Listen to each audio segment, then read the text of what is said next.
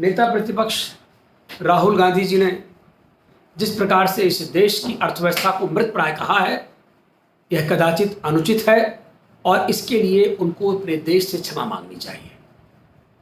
भारत की अर्थव्यवस्था वो बताएं कहां से मृतप्राय है, कैसे मृतप्राय है। उनके गुरु ने जो उनको सिखाया या जिसने भी उनको ये सिखाया है, उससे भी ये स्पष्ट करें कि कहां से उनको अर्थव्यवस्था मृतप्राय लग रही है। अनादिकाल से यह व्यवस्था अर्थव्यवस्था भारत की कभी मृतप्राय नहीं रही है, जबकि चाणक्य ने भी इसकी अर्थव्यवस्था को दुरुस्त करने का काम किया। उन्होंने भी तमाम बदलाव किए। ब्रिटिश हुकूमत ने भी इसकी कमर तोड़ने का काम किया और मुगलों ने तो किया ही कि यहाँ का धन उठा करके विदेश तक लेके चले गए, भाग गए, लूटा गया।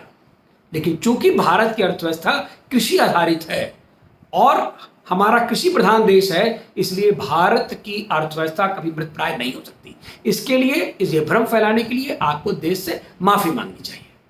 राहुल गांधी जी, जहां तक आपको इस देश के सर्वोच्च अदालत ने कटघरे में खड़ा करते हुए कहा कि सच्चा भारतीय कभी यह काम नहीं करेगा, इन शब्दों का प्रयोग नहीं करेगा, जबकि इसके पहले भी आप पर सर्वोच्च न्यायालय उंगली उठा चुका है, आपको कटघरे में खड़ा कर चुका है। लेकिन आपके कान पर जू नहीं रहेंगी। आपने इस पर भी कि जो चीन की इतनी बड़ी जमीन चीन ने हमारी कब्जा कर ली है, बिना किसी साक्ष्य के इतना बड़ा आरोप लगाने का काम किया। यह देश के प्रति राष्ट्रद्रोह की श्रेणी में लिया जाना चाहिए, क्योंकि जिस देश की अर्थव्यवस्था मृतप्राय हो गई, वह देश ही मृतप्राय हो जाएगा।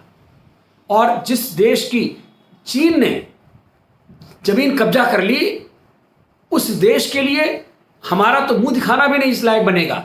आपके समय में क्या हुआ मैं उसको खोलना नहीं चाहता, लेकिन यह जरूर है कि जनता यह जानना चाहती है, देश यह जानना चाहता है कि आपके पास ये जानकारी कैसे आई। ये सर्वोच्च न्यायालय ने पूछा है, मैं नहीं पूछ रहा हूं। आपको ये जवाब बताना चाहिए, और अन्यथा आपको देश से आपको हम दोहरी नागरिकता कि आप बाहर की भी नागरिकता, इटली की भी नागरिकता रखते हैं और भारत की भी नागरिकता रखते हैं। अब तो अदालत के इस फैसले से, अदालत के इस जवाब से आपकी दोहरी नागरिकता न केवल साबित हो रही है, बल्कि यह भी हो रहा है कि आप एक राष्ट्रद्रोही हैं। तो आपको राष्ट्र से और जनता से माफी मांगनी चाहिए